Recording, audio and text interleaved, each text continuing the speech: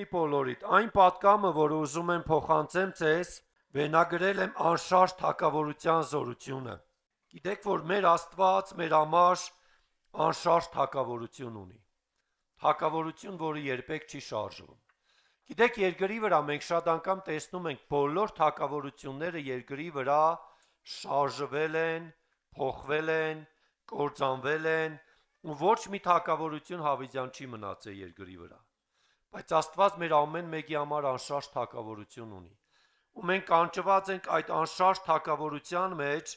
լինելու ժառանգներ եւ ընդունելու են աստվածային օրհնությունը, որը Տերը ունի մեր ամեն մեկի համար։ Բայց գիտեք, այդ անշարժ թագավորության մի մասնիկը լինելու համար կա գործողություն, որ մենք անելու ենք։ Կան քայլեր, որոնք մենք անելու ենք։ Մենք չենք կարող ուզենալ մի բան, բայց այդ ուղղությամբ շարժվելու փոխարեն անենք ճիշտ հակառակ բանը։ Ու Աստված ինքը իր խոսքի միջոցով մեզ ուղեցույց է տալիս այն ճանապարհի մասին, որով մենք ընտանալու ենք։ Ու հետարքից ձևով ուզում եմ ձեր համար կարդամ, քանի որ հենց այս պատկամը դրվեց սրդումս, Հոբի գրքի 8-րդ գլխից շատ զորավոր օրհնված խոսքեր, որի մեջ մենք տեսնում ենք աստվածային լի խոստումը։ Քանիստ եք ուզում Աստծո խոստումը ձեր կյանքի մեջ կատարվի։ Ուզում ենք, չէ՞ մենք բոլորս։ Ինչու համար, որովհետև Աստծո խոստումը օրհնությունն է, զորությունն է, հաղթանակն է, իհարկե նաև հալածանքն է, չմտածեք առանց հալածանքի, չմտածեք առանց որևէ նեղության, նեղ դուռն է, որով մենք անցնելու ենք, բայց այդ ամեն ինչի վերջը հավիտենական կյանքն է, հավիտենական թագավորությունն է։ Ուզում եմ միասին նայենք Հոբի գրքի 8-րդ գլուխ 5-ից 7-րդ համարները։ Աստծո խոսքը հետևյալն է ասում, այսօր հենց քեզ, ասա, այս խոսքը իմ համար է, այս խոսքը իմ համար է, մի մասիդ համար է, այս խոսքը իմ համար է, բոլորը դասելու եք, այս խոսքը իմ համար է, ամեն, եթե դու կանուխ դեպի Աստծուն դառնաս և ամենակարողին աղաչես, եթե դու մաքուր և ուղիղ լինես, նա այն ժամանակ անպատճառ կզարթնի քեզ համար և կապահովցնի քո արտարության բնակարանը։ Աստված ինքը շատ հստակ ձևով ասում է Աստծո խոսքը, եթե մենք կանուխ դեպի Աստծուն դառնանք։ Կանուխը, առավոտ կանուխը ինքը խորհուրդն է առաջինի, առաջնայնության, անդրանիկի։ Ու Աստծո խոսքը ասում է, եթե մենք մեր լավագույնի մեջ, մեր առավոտ կանուխի մեջ մեր հայացքը ուղենք դեպի Տերը, կանգնենք իր առաջ աղոթքով իրան փառաբանելու համար։ Եթե մեր կյանքի ընթացքի մեջ ամեն բանից առավել առաջնայնությունը լինի միմիայն Աստված, եթե մեր կյանքի մեջ ամեն բանից առավել մենք նախընտրենք հոգևորը, Աստվածայինը, աղոթքի միջոցով հաղորդակցություն իր հետ, որովհետև հենց Աստծո խոսքը այդ էլ հորդորում է մեզ, եթե մենք կանուխ Աստծուն դառնանք, մեր հայացքը ուղենք Աստծուն։ Գիտեք, մի վտանգավոր բան, որ շատ անգամ ես տեսա ոչ միայն աշխարհի մեջ, որտեղ մարդիկ ծնվել են որպես քրիստոնյաներ ու մտածում են, թե իրանք քրիստոնյա են, կնկված են, ամեն բան իրանց կյանքի մեջ վերջացած է, ապրեն իրանց ուզած կյանքը մեղքի մեջ, սխալի մեջ, անօրենության մեջ, թե իրանք կնկված են, իրանք փրկության այդ թուղթը ունեն։ Սա ամենամեծ սուտն ու խաբկանքն է, որով որ աշխարհի մարդիկ գտնվում են այս ստի մեջ։ Բայց գիտեք, քրիստոնյաների կյանքի մեջ նույնպես կա սուտ։ Մարդիկ, ովքեր վերստին ծնված են, իրանց կյանքի մեջ այս սուտը հետևյալ կերպ է, թե ես քրիստոնյա եմ, թե ես եկեղեցի եմ գնում, թե նորմալ է, աղոթում եմ, Աստծուն փառք եմ տալիս։ Գիտես, այդ ամենը շատ լավ է, բայց կա մի կարևոր բան։ Արդյոք Աստված է քո կյանքի մեջ ամենը ամեն բանում։ Արդյոք Աստված է առաջինը քո կյանքի մեջ։ Արդյոք քո յուրաքանչյուր որոշման մեջ դու առաջնայնությունը տալիս ես Աստծուն։ Առաջնայնությունը տալ Աստծուն նշանակում է կանուխ դեպի Աստծուն դառնալ ու ամենակարողին աղաչել։ Կանուխ քո հայացքը ուղղել դեպի Տերը եւ ասել. Հիսուս, ես քո կարիքը ունեմ։ Հիսուս, ես քո կարիքը ունեմ։ Գիտեք, շատ անգամ, երբ որ մենք նեղության մեջ ենք, այդ ժամանակ է, որ աղոթում ենք Հիսուս, ես քո կարիքը ունեմ, բայց մենք ամեն օր ունենք իր կարիքը։ Ինչու համար ամեն օր ունենք իր կարիքը, ոչ թե որ ամեն օր նեղության մեջ ենք լինելու, այլ ամեն օր մենք ունենք կարիք իր ճանապարհները սովորելու։ Ամեն օր մենք ունենք կարիք իրան ճանաչելու, ամեն օր մենք ունենք կարիք ավելի իրան մոտենալու, ամեն օր մենք ունենք կարիք իր կամքը մեր կյանքերի մեջ ավելի բացահայտելու, ամեն օր ես ունեմ կարիք իր փառքը տեսնելու, ամեն օր, ու քանի որ ես գիտակցում եմ սա, ես ամեն առավոտ փորձում եմ իմ հայացքը ուղղեմ դեպի Տերը, որովհետև երբ որ տեսնում եմ իր փառքը, փոխվում է իմ կյանքը, ես սկսում եմ կերպարանվել այն փառքին, այն մեծությանը, այն սրբությանը, որը տեսնելուց հետո արդացոլում է իմ և քո կյանքի մեջ, ու սա է խտանը, որ մենք գիտակցելով կանգնելու ենք Տիրոջ առաջ և մեր կյանքի մեջ եղած բոլոր բաների մեջ առաջնայնությունը Տիրոջն ենք տալիս, ասա բոլոր բաների մեջ, բոլոր բաների մեջ առաջնայնությունը մենք տալու ենք Տիրոջը, ու շարունակությունը ասում է, եթե դու մաքուր և ուղիղ լինես, գիտես մաքուր և ուղիղ լինել հնարավոր չէ առանց իր հետ ապրելու, առանց իր հետ քայլելու մաքուր և ուղիղ լինել հնարավոր չէ, առանց մեր կյանքի առաջնայնությունը իրան տալու, մեր կյանքի ամբողջական նվիրումը իրան տալու, մաքուր և ուղիղ ապրելը ուղղակի բացառված է, որովհետև երբ որ մենք առաջնայնությունը իրան չենք տալիս, չկա իր հոգու ներգործությունը մեր կյանքի մեջ, որը մեզ մաքուր և ուղիղ կդարձնի, ու այդ ամենից հետո Տիրոջ խոսքը ասում է արդեն զորավոր խոստում, նա այն ժամանակ անպատճառ կզարթնի քո համար և կապահովցնի քո աշտարության բնակարանը, ինչ տեղի կունենա, Աստված երբեք չի քնում, ուղղակի զարթնել բառը օգտագործված է հետևյալի համար, որ Աստված կկանգնի հենց քո համար, Աստված որոշում կունենա երկնքում հենց քո համար, Աստծո հոգին կսկսի գործել հենց քո համար, ու մենք տեսնում ենք, եթե մենք փնտրենք Տիրոջ ու մաքուր և ուղիղ դառնանք, Աստված կկանգնի իմ և քո համար, գիտեք որքան հրաշալի, ես ամենաառաջի անգամ հիշում եմ, երբ որ զգացի, որ Աստված անհատապես շփվում է իմ հետ ու իմ համար կամք ունի, այդ իմ համար ամեն բան արժեր, մենք շատ անգամ գիտենք, թե գնում ենք եկեղեցի, աղոթում ենք, Աստված լսում է, գալիս է, ես էլ եմ եկեղեցու մեջ, լսում եմ աղոթս էլ պատասխանում է, երբ որ ես աղոթում եմ, այո, Աստված լսում է իմ աղոթքը, Աստված իմ Աստվածն է, իմ փրկիչն է, բայց գիտեք շատ մի կարևոր բան կա, Աստված ոչ միայն քո Աստվածն ու քո փրկիչն է, Աստված խոսք և կամք ունի հենց քո համար, ու երկնքում ինքը որոշում է կայացնում հենց քո համար, ու գիտեք այս ամեն ինչը մենք գուցե և շատ անգամ լսել ենք, մեր գիտակցության ու մտքի մեջ կա, բայց երբ որ մենք խորապես հասկանում ենք, դու սկսում ես ինքդ քեզ գալու ասել, երկնքի ամենակարող Աստված իմ համար որոշում ունի կայացրած, ինձ կանչել է իրան ծառայելու համար, ինձ կանչել ես երկրի վրա ամենամեծ արտոնություն ու պատիվը տալու համար, որը Աստծո որդի կոչվելն է, ու սա բերում է իմ և քո կյանքի մեջ շատ ու շատ ավելի մեծ պատասխանատվություն գիտակցելու համար, որքան կարևոր է ապրել իր ներկայության մեջ, սիրելով իրան, հնազանդվելով իրան և մեր կյանքի ժամանակի անդրանիկը իր ներկայության առաջ բերելով, ու այդ ժամանակ երբ որ Աստված կզարթնի քո համար, ուղղակի ինքը կխոսի քո հետ, ես օրհնելու եմ քեզ, դու իմ պաշտպանության տակ ես, ես քո հետ ծրագիր ունեմ, ես քո հետ ծրագիր ունեմ նախասահմանված, ես քեզ բարձրացնելու եմ, ու գիտեք սա շատ ու շատ ավելի զորավոր է, որովհետև գիտեք իրականության մեջ, մեր բոլորի կյանքի նպատակը, ձեր բոլորի կյանքի նպատակը կամա թե ակամա, ունենալն է հաջողություն, օրհնություն ու բարձրություն, կամա թե ակամա մենք այս վիճակի մեջ ենք, ենթագիտակցորեն մենք մտածում ենք հաջողված լինելու մասին, աշխատեմ, որ հաջողված լինեմ, ընտանիքս լավ պահեմ, ես էլ անեմ, որպեսզի լավ լինի, իմ երեխաների համար օրհնություն թողնեմ, ժառանգություն թողնեմ, այս ջանքն էլ անեմ, քանի որ այս միջոցով կհասնեմ նպատակին, մենք ենթագիտակցաբար մտածում ենք հաջողված օրհնված լինելու համար, բայց երբ որ դու անդրանիկությունը Տիրոջն ես տալիս, քո կյանքի առաջնայնությունը դու բերում ես իր ներկայության առաջ, Աստված քո համար կամք ունի, որը հետևյալն է, նա կզարթնի քո համար և կասի, ես օրհնելու եմ քեզ,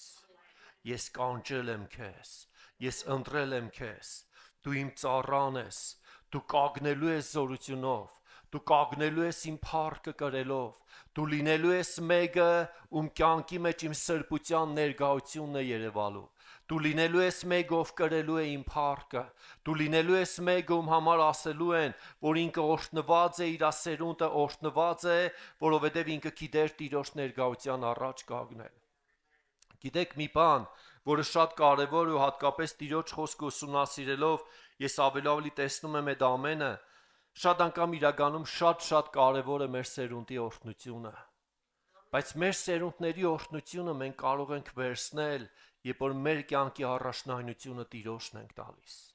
Շատ մարդիկ հավատքի կյանքի մեջ են, կներեք ձեր մեջ շատերն էլ կան, բայց իրանց երեխեքը հավատքի մասին չեն էլ մտածում։ Իրանք եկեղեցի չեն էլ ուզում գալ։ Իրանք Աստծուն չեն էլ ծառայում, իրանց կյանքի ու իրանց առօրյայի մեջ են, բայց ուզում եմ հենց քեզ ասել, քո կյանքի առաջնայնությունը բեր Տիրոջ առաջ, որովհետեւ այդ օրհնությունը կա նաև քո սերունդի վրա,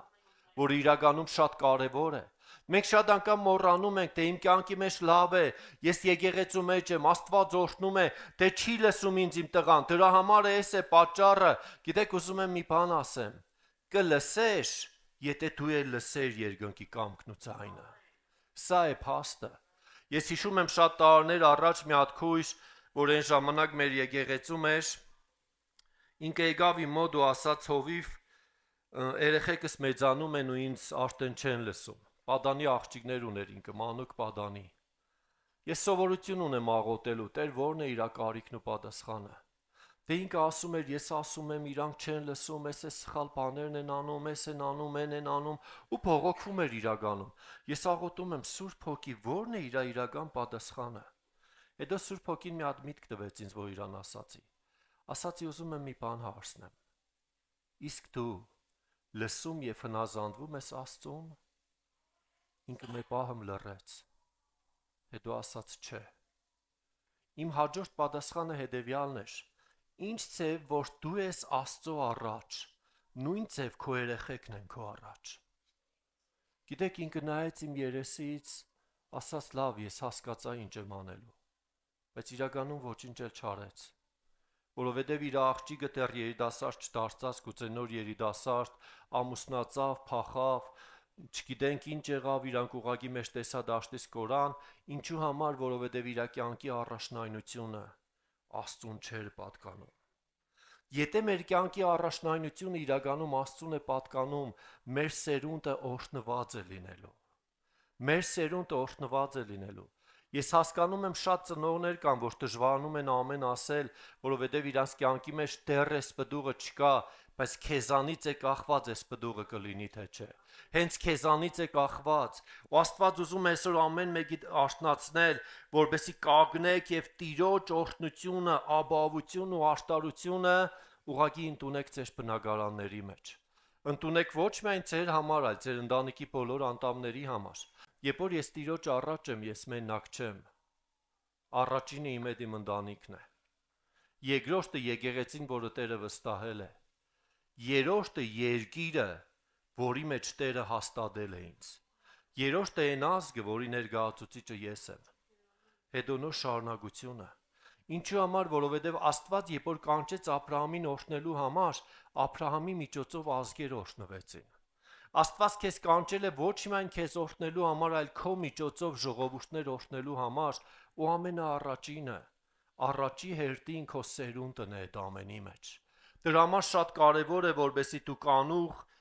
Տիրոջը փնտրես։ Գիտեք մի բան, որը այսօր առավոտ հենց ուշադրություն է դարձնում այդ թեմային, մի կարևոր բան կա, որ մենք որպես մեղքի բնույթ ունեցող մարդիկ, մենք չենք սիրում հարատևել որևէ բանի մեջ։ Մենք մի բան անում ենք 1 ամիս, 2 ամիս, 2 ամիս վեր կեցար ամեն առավոտ աղոտ կարեցիր, հետո ինչ գործեր առաջացավ, դու զբաղված ես, ժամանակ չեղավ, դե աշխատանքի ընդունված, թե այս խնդիրը առաջացավ։ Գիտեք, հարատևելը ուրիշ բան է։ Հարատևել նշանակում է ամեն օր, շարունակաբար, անել այն, ինչը Տիրոջ առաջ հաճելի է։ Ամեն օր ու շարունակաբար քո կյանքի առաջնայնությունը ուղղակի Տիրոջը տալ։ Երբեք ու երբեք որևէ պատճառ թող չկանգնի քո եւ Աստծո ունեցած հարաբերության մեջ։ Որովհետև երբ որ պատճառները կկագնեն իմ եւ իմ Աստծուց միջև եղած հարաբերության միջև, իրանք կսկսեն բաժանել ինձ։ Իրանք կհեռացնեն ինձ Աստծուց։ Ես ավելի շատ կգնամ իմ մտքի զբաղմունքի հետևից, իմ առօրյայի հետևից, կգնամ իմ աշխատանքի հետևից, իմ գործերի կարևորության մասին կխոսեմ։ Ու գիտեք, դրանից հետո մի բան տեղի կունենա։ Ինքս ինձ կսկսեմ աշտարացնել իմ չարածս բաների համար։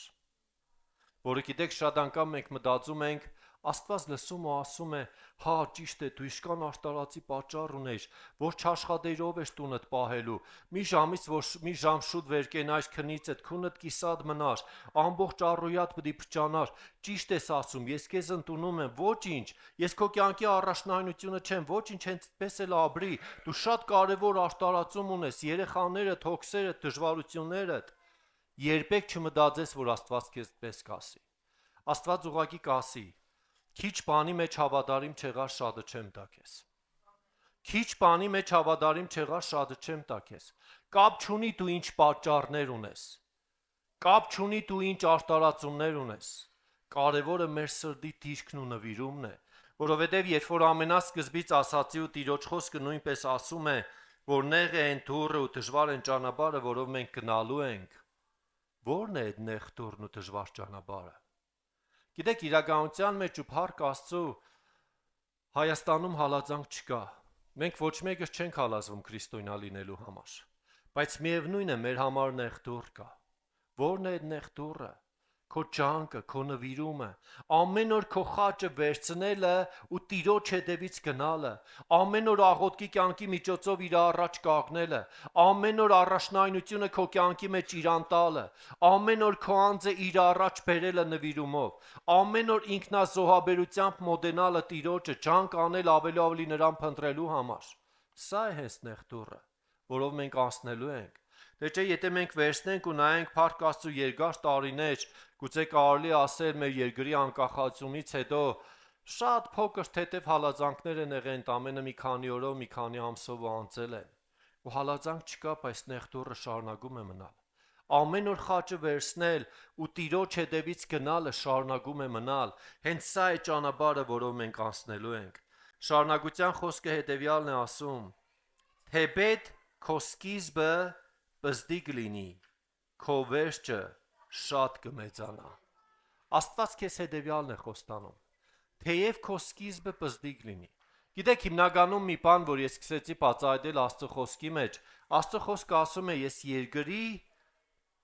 փորձեմ ճիշտ բառ օգտագործեմ, տգարներին ընտրեցի, իմաստուններին ամոթով անելու համար։ Ես եղել եմ այդ տգարներից մեկը, ում Աստված ընտրել է։ Մեկ ուրիշ թարգմանության մեջ ասում է անմիտներից մեկը։ Ես եղել եմ այդ անմիտներից մեկը, ում Աստված ընտրել է։ Բայց գիտեք, մենք բոլորս ենք եղել նման ազնվորություն, ում Աստված ընտրել է։ Աստված ընտրել է իմաստուններին ամոթով թողնելու համար։ Այսինքն մենք բոլորս ունեցել ենք շատ փոքր սկիզբ, որին Աստված ուղղակի խոստանում եւ ասում է. ես քեզ կօրհնեմ ու քո վերջը շատ խիստ կմեծանա։ Քո վերջը շատ խիստ զորավոր կլինի։ Երբ որ քո կյանքի առաջնայնությունը Տերն է։ Երբ որ դու գիտես քին վճարել ու թողնես բաներ հանուն Տիրոջ, երբ որ դու գիտես կանգնել ու ասել Տեր, ես կթողնեմ, Տեր, ես կհրաժարվեմ, Տեր, ես կկանգնեմ քո ներկայության մեջ, ու այդ ժամանակ է, որ այս խոստումները կգան քո կյանքի մեջ։ Գիտեք, մի կարևոր բան, որ ուզում եմ ասեմ, Աստված քեզանից շատ է ուզում օրհնել քեզ։ Քանիստ եք համաձայն։ Աստված քեզանից շատ է ուզում օրհնել ձեզ։ Հաջորդ հարցն է գալիս, իսկ ինչու համար չի օրհնում։ Իսկ ինչու համար այդ օրհնությունը ես չեմ տեսնում։ Ինչու համար աղոթում եմ, փնտրում եմ, փապակ են երազանքը, որը ունեմ, դեռ չի կատարվում։ Գիտեք, ուզում եմ որոշակի մենք նայենք այդ հարցի պատասխանին։ Աստծո օրհնությունը գալիս է մեր կյանքի մեջ այն ժամանակ, երբ որ մենք համապատասխան ենք դառնում իր խոսքին։ Պարզ է միտքս։ Դուք պատկերացրեք բրուտագործը, որ վերցրել է կավի զանգվածը իրանից անոթ պատրաստելու համար, միանգամից չի վերցնում այդ կավը ու սկսում անոթը պատրաստել։ Այդ կավը սկսում է իր ձեռքերի մեջ համապատասխան միջոցներով փափ կծնել։ սկսում է հունձել, սկսում է աշխատել իր հետ, իր կոշտուկները փշրեցնում է, իր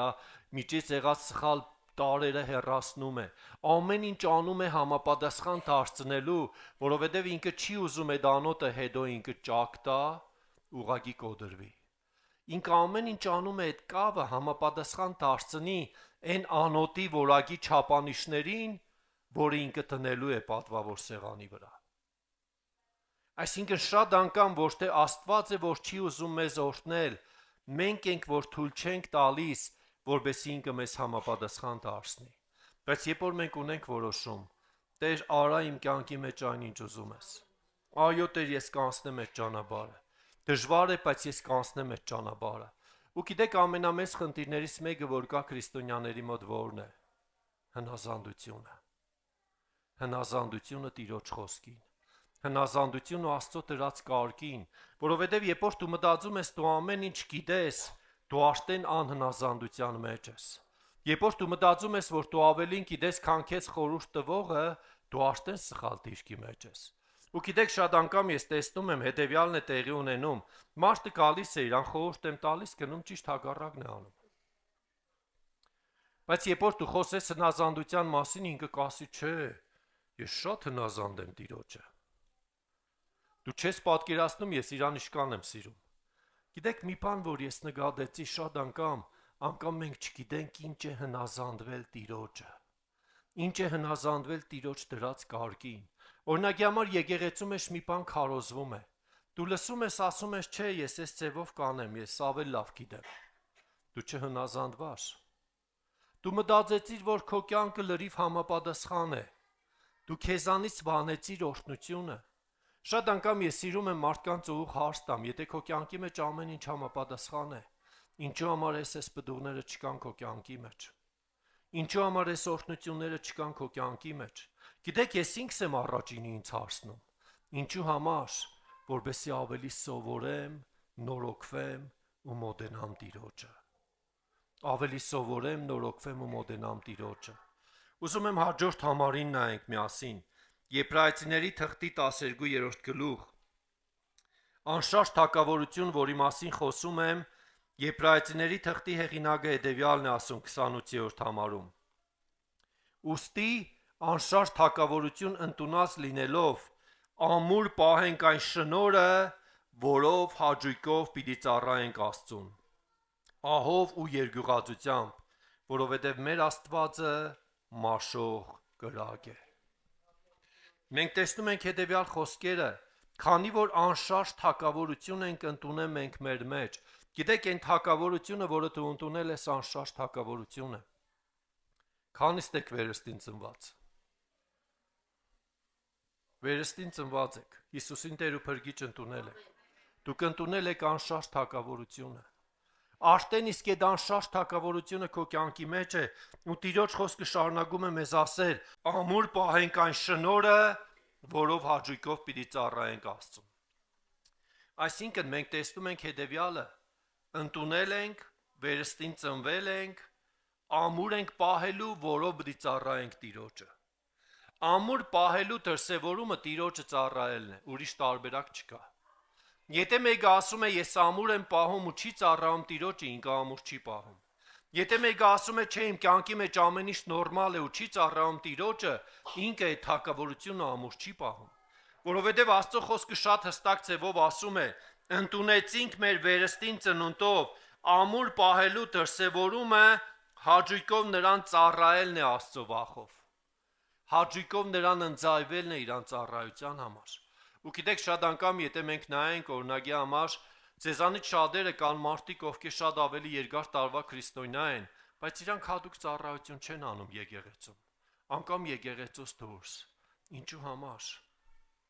Միթե խնդիր կա ամուր պահելու մեջ։ Գուցե կայունության հետ խնդիր կա, գուցե հարատևելու մեջ խնդիր կա, բայց շատ կարևոր է Աստծո խոսքը ասում է. ամուր պահիր այդ շնորհը, որբեսի հաճույքով ծառայես Տիրոջը։ Եթե պահում ես, դու չես կարող չծառայել։ Գիտեք, օրինակի համար մենք վերցնենք, եթե հետևյալ կերպ փորձեմ ասեմ, եթե դու շատ ջուր ունես, այդ ջուրը դու կբաժնեկցես ծարավների հետ։ Եթե ծարավին ոչինչ չունես տալու կամ չես ուզում տալ կամ չես տալիս, ուրեմն դու չունես այդ ջուրը։ Որովհետև ծառայությունը նման է, Հիսուսը ինքը խոսում է այդ մասին, մեր փորից բխող կյանքի ջրի։ Դու չես կարող պահել այդ ամենը քո մեջ։ Դու չես կարող պահել, որովհետև դու լցված ես այդ կյանքով։ Քեզանից ուղղակի հոսում է այն կյանքը, այն անշարժ թակավորության կյանքը, որը դու ամուր ես պահել։ Քեզանից ուղղակի այդ ամենը բխում է։ Դու չես կարող ունենալ մի բան ու ոչ մեկի չտալ։ Պատկերացրա քո տունը լիքն է հացով, լիքն է օրհնությունով։ Քո շրջապատի մարդիկ սոված են, ի՞նչ կանես։ Իրանց բաժին կհանես, որովհետև դու ունես։ Առադորեն իրանց բաժին կհանես։ Բաժին կհանես, որովհետև Աստված լցրել է քեզ։ Նույնը երբ որ դու ամուր ես պահում այդ անշարժ թակավորությունը, դու սկսում ես ծառայել Տիրոջը հաճույքով։ Ու գիտեք, մի կարևոր բան ասեմ, որ շատ անգամ մարդիկ օրինակի համար ես մեկ-մեկ նայում եմ շատ ծառայողների կյանքին, իրականում իրանք գին են վճարում Տիրոջը ծառայելու համար։ Շատ առումներով տարբեր գին են վճարում։ Կան մարդիկ իրանք չեն ուզում ընդհանրապես գին վճարեն, որովհետև իրանց համար կարևոր ուրիշ բաներ կա։ Աշխատանքը, ընտանիքը, ուրիշ պատճառաբանություններ, թեև թե ընտանիքն է կարևոր, թե աշխատանքն է կարևոր, բայց իրանք միշտ ունեն պատճառ Տիրոջը չծառայելու համար։ Բայց կան մարդիկ իրանք լուրջ գին են վճարում։ Օրինակի համար մի օրինակ բերեմ, որը գուցե էլի բերել եմ, վստահ մի քանի տեղ բերել եմ, չգիտեմ ստեղ բերել եմ թե չէ։ Մեր ամառային համագումարներից հետո, երիտասարդական համագումարից հետո, երբ որ Երևանի եւ Գյումրիի երիտասարդները գնացին ջրվեժ, հետաշխի ժամանակ ունենալու, հետո միասին հանդիպանք միտեղ կերակուր ուտելու, միմյանց հետ Տիրոջը փառաբանելու համար, երիտասարդներից մեկը մոտեցավ ինձ, սկսեց խոսել իմ հետ, ես իրան հարցրեցի, ասացի, ինչպես ես քո աշխատանքը, ինչ վիճակի մեջ է, գիտեի, որ միտեղ էր աշխատում, ասաց լավ է, հովիվ ջան, թեև այնտեղից արդեն դուրս եմ եկել, հիմա ուրիշ տեղ եմ աշխատում։ Ասացի, ինչու համար ես դուրս եկել, լավ աշխատանք ես, դու գոհ ես այդ աշխատանքից հետ։ Ինքը ասաց, ես տնօրենին ասել էի, որ այս օրերը, ճամբարների օրերը, ես չեմ կարող աշխատանքի գալ։ Ու ամիսներ առաջ էի ասել։ Ու ասաց ինքը ինձ խոստացել էր, որ այո, ես ամեն ինչ կանեմ, դու այդ օրը ազատ լինես։ Հետո ասում է, եկավ այդ օրը, ինքը ինձ ասաց, ոչ աշխատելու ես։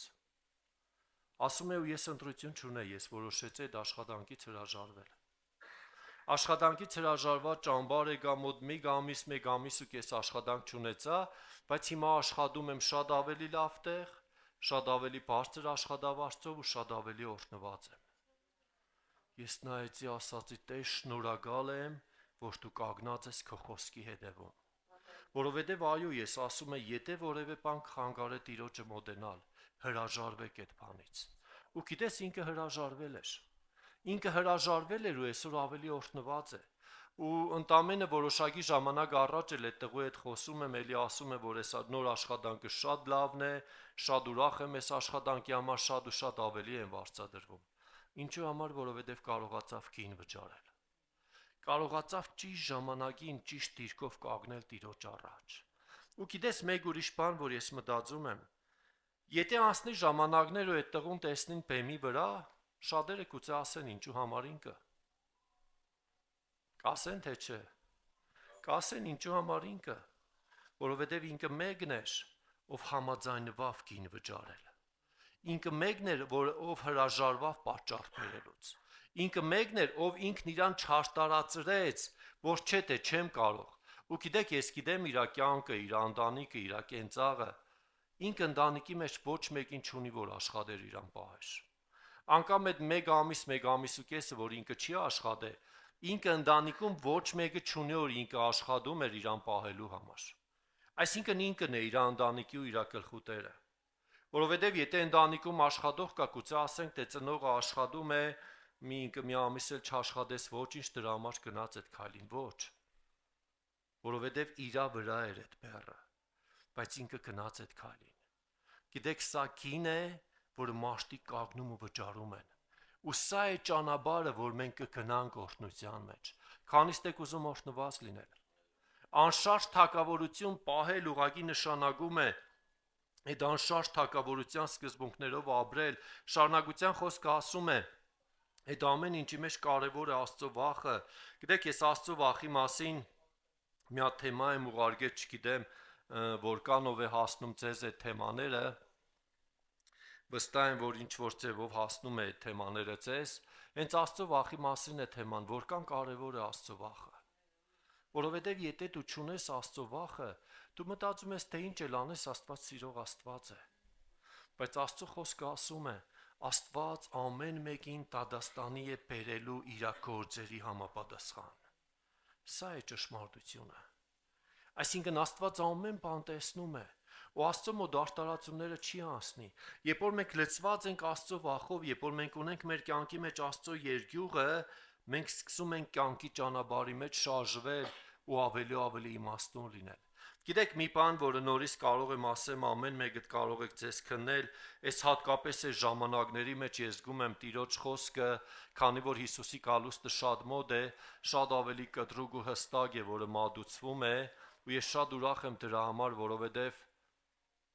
գիտեք ինչու, որովհետև ասեմ որովհետևից հետո, որովհետև ոչ մեկիդ չեմ ուզում երկնքում չտեսնել։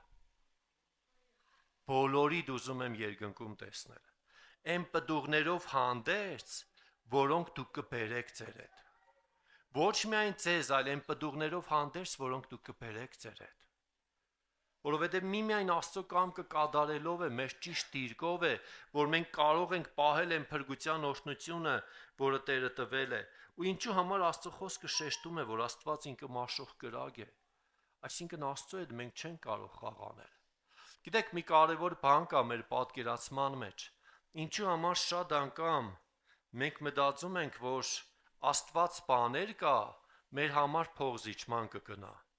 Կամ բաներ կա, Աստված թե ինձ շատ է սիրում, սենք ուրիշի դեպքում գուցե այդպես լինի, բայց ինքը ինձ շատ է սիրում, ինքը տեսնում է, որ ես ճիշտ եմ։ Գիտեք ինչու համար ենք շատ անգամ մենք մտածում։ Որովհետև մենք Աստծո մասին մեր ունեցած պատկերացումը այնքան մարդկային ու սահմանափակ է, որ ուղղակի մենք Աստծուն դրել ենք մեզանից մի քանի անգամ զորավոր մեկի տեղը ու վերջ։ Բայց իրականում Աստված երկինքը իր աթոռն է, երկիրը իր ոտքերի պանդվանդանը, այդ երկիրն էր, որ ասում ենք, մենակ մեր այս գլոբուզը չէ, այդ երկիրը ավելին է, այդ երկիրը այն համաստեղծությունն է, որի մեջ մենք կանք, ու տիեզերքը, որ անծայրածիր է, իր աթոռն է։ Մենք շատ անգամ ունենք կարիք սա հասկանալու, որ իր խոսքը երբեք չի փոխվում։ Ինքը կանգնում է ճիշտ իր խոսքի վրա։ Ինքը գիտե որն է իր կամքը։ Իրան համոզել հնարավոր չէ, ինքը մաշող կրակ է։ Ինքը զորավոր Աստված է։ Հնազանդվում ես, օրհնվում ես, չես հնազանդվում, չկա օրհնությունը։ Այդ պատճառով մենք ունենք կարիք իրականում ավելի ստուգությունով առաջ շարժվելու։ Մեր կյանքի մեջ ամեն բան, քո կյանքի մեջ համապատասխան դարձրու Աստծո կամքին,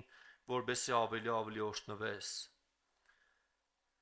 Մենք տեսնում ենք մեկ ուրիշ համար, որ ուզում եմ կարդամ Հռոմեացիների 12-րդ գլուխը, առաջի խոսքը ասում է. «Արդ Աստծո ողորմածությամբ աղաչում եմ ձեզ, եղբայրներ»։ Գիտեք, հետաքրքիրը Պողոս առաքյալը գսե Աստծո ողորմածությամբ աղաչում եմ ձեզ։ Խնդրում եմ։ Աղաչել համաձայն եք, չէ՞ որ խնդրելուց ավելին է։ Աղաչում եմ ձեզ։ Մտածում ենք, ինչ կարևոր բան է ասելու այս մարդը։ Պատկերացրա այդ տարեց հալածված, այդ քրիստոնյա հերոսը, Աստծո գեներալը, ում վրա Տերը իրականում մեջ շնորհք էր դրել, ով քրիստոնեական կյանքի մեջ պատմություն կերտեց, ում մասին մինչև այսօր մենք քարոզում ենք, պատմում ենք, Իրանից օրինակ ենք վերցնում, իր խոսքերից սովորում ենք, այդ Աստծո հզոր ծառան, որի առաջ իրականում երբ որ կանգնենք, ես գլուխս կկասեմ ու կասեմ, քեզանից շատ եմ սովորել։ Իմ գլուխս կխոնարհեցնեմ այն շնորհի առաջ, որը Տերը դրել էր իր կյանքի մեջ։ Հանկարծ այդ Աստծո հզոր ծառան, ձեզ չէ, ինձ, թեև ձեզ էլ, ասում է աղաչում եմ ձեզ, եղբայրներ, խնդրում եմ, աղաչանքս լսեք, ու հետևյալն էր իր աղաչանքը, որ ձեր մարմինները մատուցեք կենտանի զո, սուրբ եւ աստվածահաճո, որ է ձեր բանավոր պաշտոնը։ Խնդրում եմ, ընձայվեք Տիրոջը։ Պողոս առաքյալը այսօր էլ ասում է, աղաչում եմ, ընձայեք ձեր կյանքը Տիրոջը որպես կենտանի զո։ Բաց թողեք ձեր էգոն, բաց թողեք ձեր վախերը, բաց թողեք ձեր մարդկային երազանքներն ու տեսիլքները։ Ամեն բան բաց թողեք ու ձեր կյանքը ընձայեք Տիրոջը, որովհետև միմիայն Տիրոջը ընձայվելու մեջ է, որ մենք կարող ենք օրհնված լինել։ Միմիայն Տիրոջը ընձայվելու մեջ է, որ Տիրոջ զորությունը ուղղակի ավելի կհոսի մեր կյանքերի մեջ։ Գիտեք, կան բաներ, որոնց մեջ ես շատ ու շատ ավելի համարձակ կարող եմ խոսել, որովհետև իմ կյանքս ինչ որտեղ վկայություն է օրհնության, որով Աստված օրհնել է ինձ։ Բայց գիտեք, ճանապարհը եղել է նվիրումի ճանապարհ։ Ճանապարհը եղել է օրհնության ճանապարհ։ Այսօր այո, շատ մարդիկ գուցե նայեն փառք Աստծո, ընտանիքս, օրհնությունս, երեխեքս, ամեն բան նորմալ է, բայց դրա ճանապարհը զոհաբերության ճանապարհ է եղել։ Այսինքն անգամ դուք ունիք շատ Աստծո ծառաների ձեր առաջ կանգնած, ովքեր օրինակ են ձեր համար, ու Պողոս առաքյալն էլ որպես իրանցից մեկը, լավագույնը, ամենամեծը, ուղղակի ասում է, աղաչում եմ ձեզ։ Ինքներդ ձեզ մի խնայեք Տիրոջ համար։ Մի վախեցեք Տիրոջը ընձայվելուց։ Մի վախեցեք Տիրոջը նվիրվելուց։ Մի վախեցի համարձակ քայլ անելուց։ Որովհետև երբ որ դու համարձակ քայլ ես անում, Տերը երբեք քեզ չի թողնի։ Գիտեք, մարդիկ կան վախենում են տասանորդ ու զոհաբերություն տալուց։ Մարդիկ կա վախենում են երկար աղոթելուց։ Մարդիկ կան վախենում են Տիրոջ խոսքը քարոզելուց։ Ուղղակի վախենում են։ Մեր եղբայրներից մեկը մեր համագումարների ժամանակ երիտասարդական շատ մի հատ գեղեցիկ բան ասաց, որ դուրս եկավ, ասաց մարդիկ վախենում են Facebook-ի մեջ հոգևոր նյութեր կիսվեն, որովհետեւ իրանց հետի աշխատողները չասեն, ես դու ես քրիստոնյա դարձը։ Ինչ է սա։ Վախ։ Իրականում վախ է, ամոթ է։ Իհարկե ես գիտեմ, կան հատուկ վիճակներ, հատուկ մարդիկ, որտեղ հատուկ տեղեր են աշխատում, կան բացառություններ, որոնք եթե ինձ էլ հարցնեն, ես կասեմ, դու բացառություն արա քեզ, բայց միամիտ մեկը իր համար, իր կյանքով ապրում է, ինչ ասես կիսվում է, ինչ նյութերով ասես կիսվում է, վախենում է միամիտ քարոզս տնե իր էջի վրա։ Վախենում է մի հատ հոգևոր նյութ տնե, որովհետև երբ որ իրան հարցրին, ասին, դու հավատացյալ ես, ինքը պիտի ասին, չի դու հավատացյալ չես, ու մտածի որ մեծ բան է արել։ Ուղղակի պաշտպանել ես ինքդ քեզ։ Այո, ես հավատացյալ եմ։ Այո, ես Աստծուն եմ պատկանում։ Այո, իմ վրես գրված է Քրիստոսի անունը։ Ես հոգևոր եմ ու հոգևոր կյանքով եմ ապրում։ Սա իմ ընտրությունն է։ Կապ չունի ինքը հավատացյալ է թե հավատացյալ չէ։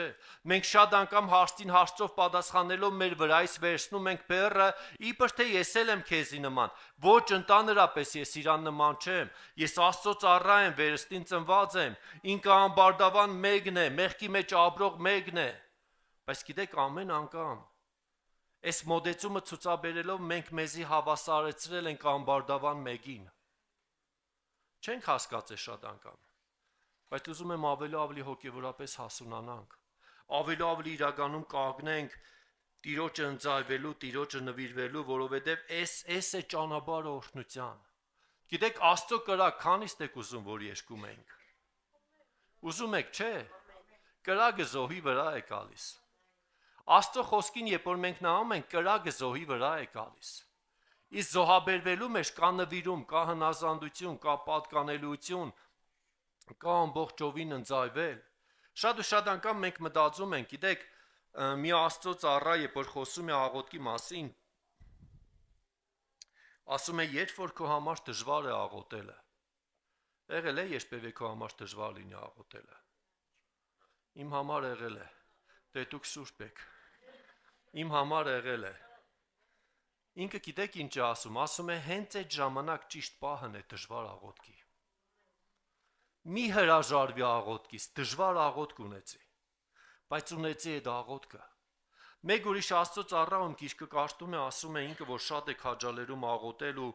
ինքը եղել է Սուրբ Հոգու երրորդ շարժման, այն հիմնադիրներից կամ այդ զորավոր ալիքի մեջ շարժվող մարդկանցից, ու միջոցով Տերը շատ հրաշքներ է արել, հայտնություններ է բերել, զորավոր գործեր է արել։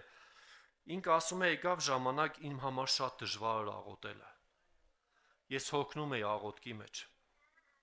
Ու ամիսներ տևեց ես աղոթում էի, բայց չէի վայելում, հոգնում էի աղոթքի մեջ։ Ու ասաց ինչ օգուտ, եթե աղոթելու եմ ու սիրտս բաց չէ, ավելի լավ է չաղոթեմ։ Ասում է ես սխալ որոշում կայացրեցի։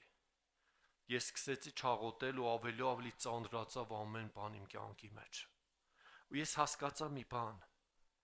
ավելի լավ է ես ունենամ դժվար աղոթքի ժամ, քան ընդհանրապես չաղոթեմ։ Որովհետև դժվար աղոթքի միջոցով բարձրանալով Աստծո լեռը ես կունենամ հանդիպում Տիրոջ հետ։ Բայց ընդհանրապես չաղոթելով ու ինքս ինձ արտարացնելով, ոչ թե ինչ անեմ, թե այդ հոգին չկա, թե Աստված պիտի գա ինձ վերցնի ու ասի վեր դու աղոթելու ես արդեն։ Գիտեք, նման մտքերից հրաժարվեք։ Եթե դու մտածում ես մի օր դու քնած ես, Տիրոջ հոգին կգա քո վրա, քեզ կվերցնի, կտանի աղոթքի սենյակ, Տիրոջ զորությունը կգա, հետո հաջորդ օրն էլ դու նորից քնած ես, Տերը քեզի վեր կկացնի, կասի ել նորից աղոթքի ժամն է, այդ փառքը կգա ու դու ժամերով կաղոթես իրան, բավարար է, բավական է նման երազանք ունենաս։ Աղոթքը ճանապարհ է, որով դու ճեղքելու բարձրանալու ես լեռը։ Այո, կա դժվար աղոթքի ժամ։ Հենց էս է ընձայվելը։ Գիտեք, պատկերացրեք մի բան։ Եթե դու գաս մեր տուն կամ գաս եկեղեցի ու ասես, դե տունն էի նստած էի, ամեն ինչ արել էի, պարապ ժամանակ ունեի, մտածեցի, թե ժամանակը զուր անցնելու է, ես էլ տանեմ, ասենք տամ Տիրոջը կամ անուն նենեմ, որ գնացի հովին այցելության կամ զանգեցի իր հետ խոսացի։ Քո գալը ես չեմ ընդունի։ Գիտես ինչու համար։ Որովհետև եթե ես քո կյանքի մեջ լավագույն բաժին չունեմ, որ դու ինձ ժամանակ տաս մեր տուն գալու, քո ավելցուկն ես տալիս ինձ քո ավելցուկը պետք չէ։ Այդ ավելցուկը տար, ինչ կանես արա, քո կորզն է, բայց ավելցուկը երբեք ոչ ինձ տուր, ոչ էլ Տիրոջը տուր։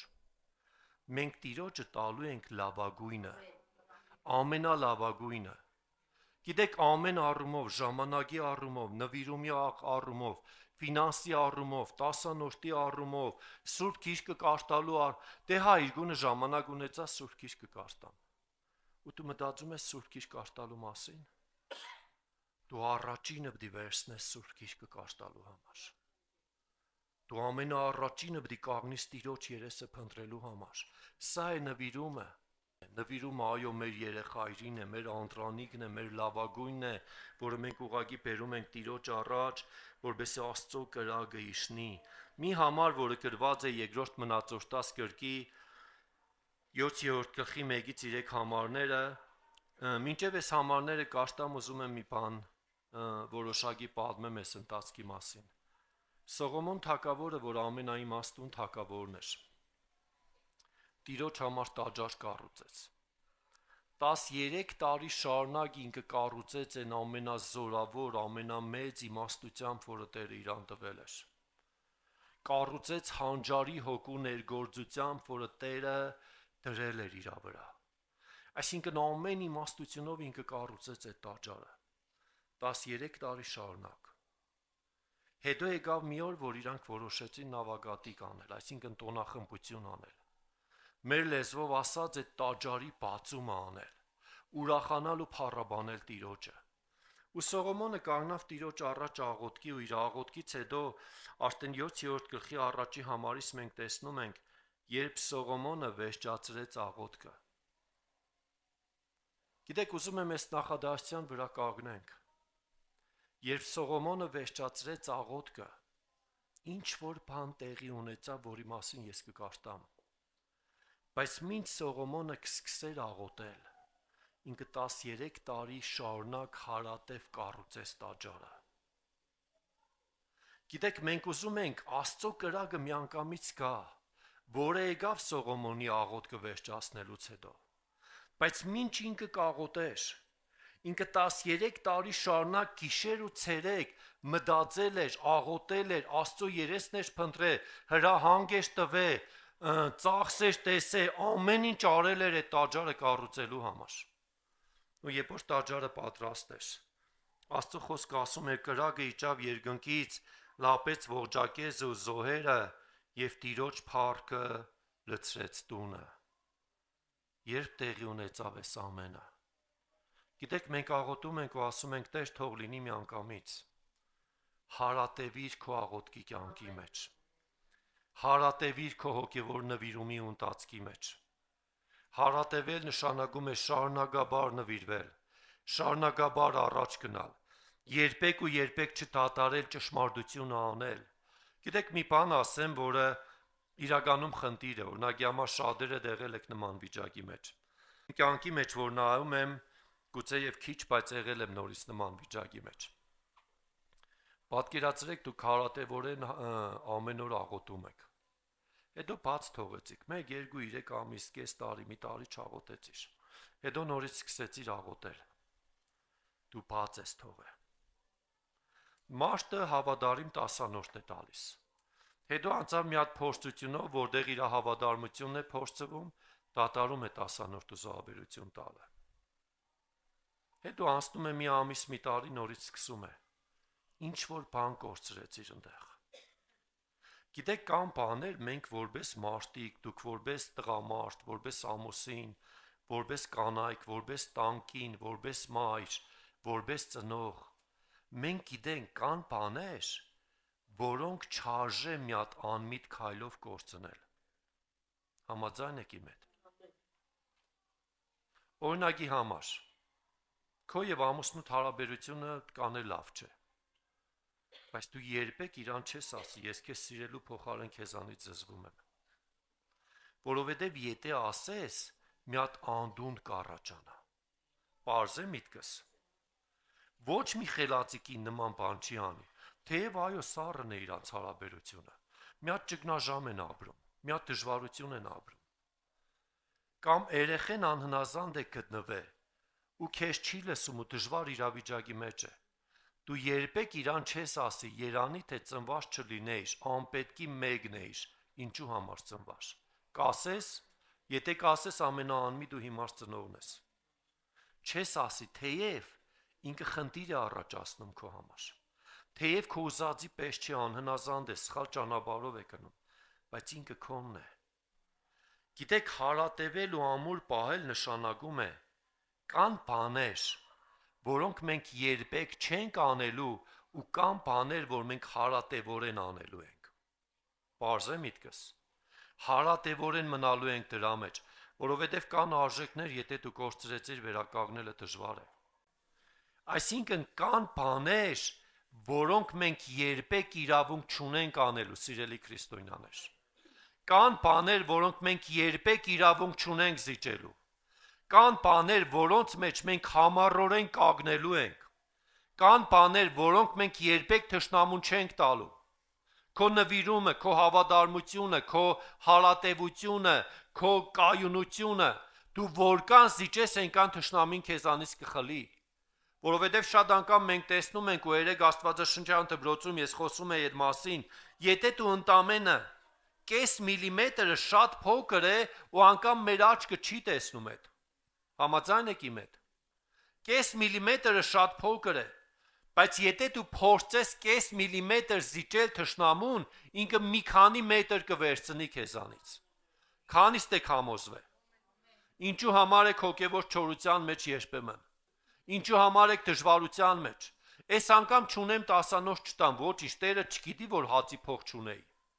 Չուդեիր այդ հացը։ Չուդեիր այդ հացը։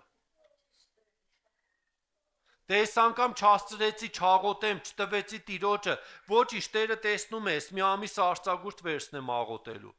Պատճառները չեն ասնում Տիրոջ առաջ։ Գիտես, ճիշտ դիրքը կանգնում է ճիշտ հավատարմության մեջ։ Ճիշտ դիրքը կանգնում է ճիշտ նվիրումի մեջ։ Ու Պողոս առաքյալ ուղղակի մեզ աղաչում է։ Սողոմոնի աղոթքից հետո Տիրոջ փառքը լցրեց տաճարը, որովհետև ինքը պատրաստության ժամանակ էր անցկացրել այդ տաճարը այդ կետին հասցնելու, որտեղ Աստված հարմար կգտնի իր ներկայությամբ գալու համար։ Որտեղ Աստված կհաջենա թե աղոթքին ու թե տաճարին ու ինքը կիջեցնե իր կրակը հենց զոհի վրա, հենց երկնքից։ Բայց այդ ամենը ճանապարհ է։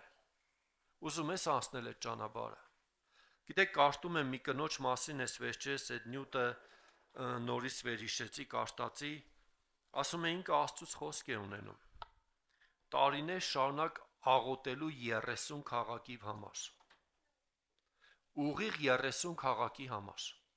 Ու ասում է հավատարմորեն տարիներ շարունակ աղոթում է այդ 30 քաղաքի համար։ Հետո ասում է ծերանում մահանում է։ Հետո երբ որ գտնում են իր օրագիրը, որ տարիներ շարունակ աղոթել է այդ 30 քաղաքի համար, տեսնում են 30 քաղաքի մեջ էլ մեծ արթնություն է բռնկվել։ 30 քաղաքի մեջ էլ մեծ արթնություն է բռնկվել, որովհետև մի հատ կին հարատևորեն ու հավատարմորեն իր անձը դրել էր զոհասեղանի վրա, ասում էր Տեր, այս 30 քաղաքում թող արթնություն լինի։ Գիտեք, այդ կինը չտեսավ այդ արթնությունը, բայց ինքը երկնքում տեսավ այդ արթնության պտուղները, որ ամեն անգամ, երբ որ երկինք էր բարձրանում, Հիսուսը իրան ասում էր «Աբրես բարի ու հավատարիմ ծառա, քիչ բանի մեջ հավատարիմ էիր, այս շատ արդյունքը քոնն է»։ Այդ պտուղները բարձրանում էր։ Գիտեք, շատ անգամ մենք ուզում ենք տեսանելի ու շոշափելի բաներ, որը ամենամեծ սուտն ու խաբկանքն է։ Ինձ համար լավ լինի, ինձ համար հարմար լինի, երեխեքիս համար լավ լինի։ Քանիստ եք մտածում ձեր երեխեքի ապագայի մասին։ Ուզում եմ ձեռք բարձրացնեք։ Իրականում մտածում եք ձեր երեխեքի ապագայի մասին։ Ձեր կյանքը նվիրեք Տիրոջը։ Ձեր կյանքը դրեք զոհասեղանի վրա, ու այդ ժամանակ ձեր երեխեքը ամենալավ ապագան կունենան։ Եթե այդ քայլը կանես, ուրեմն իրականում մտածում ես։ Եթե այդ քայլը չես անի, չես մտածում։ Ավելի շատ քո միտքը մարմնավոր բաների վրա է։ Գիտեք, ամեն բան անցողիկ է այս երկրի վրա։ Քանիստ եք երբևէ տեսե, ամեն բան անցողիկ է։ Փառ, կանուն, հեղինակություն, հարստություն, ամեն բան մի օր քեզ կհարգեն, մի օր չեն հարգի։ Մի հատ ֆիլմ կա, այդ ֆիլմի մեջ կա մասեր, որ դուրս գալիս է, փորձեմ հիշեմ, ատոմային զենքը ստեղծող գիտնականը Օպենհայմեն։ Իրա այդ ֆիլմի մեջ մի հատ հետաքրքիր դրվագ կա, երբ որ ինքը Էյնշտեյնի հետ մոդենում խոսում է, մինչև կստեղծեր այդ զենքը, թե կարծեմ այդ զենքը ստեղծելուց հետո է, Էյնշտեյնը իրան մի բան է ասում։ Ասում է կգա ժամանակ,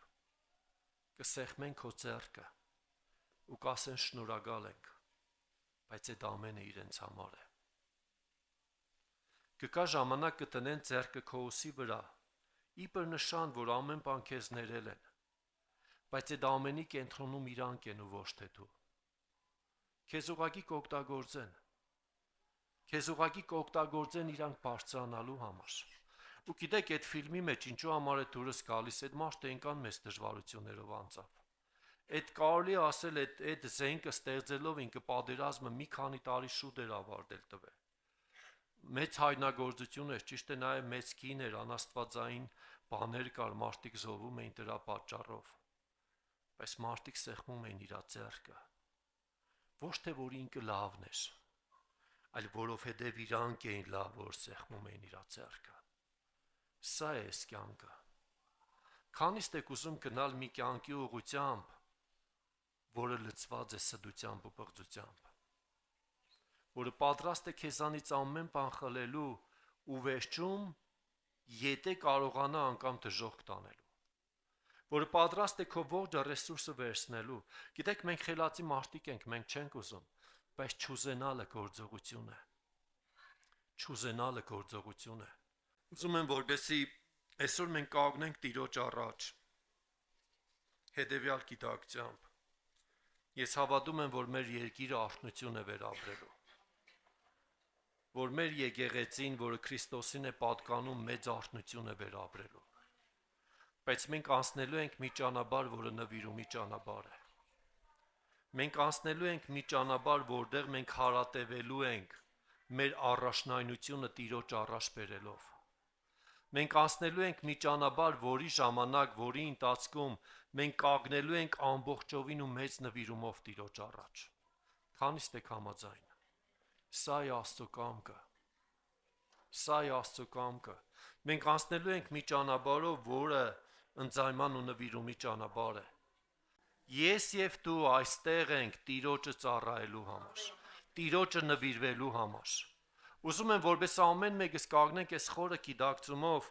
եւ ուղղակի ասենք՝ սիրելի Հիսուս, ես ուզում եմ բարձրանալ այդ զոհասեղանի վրա։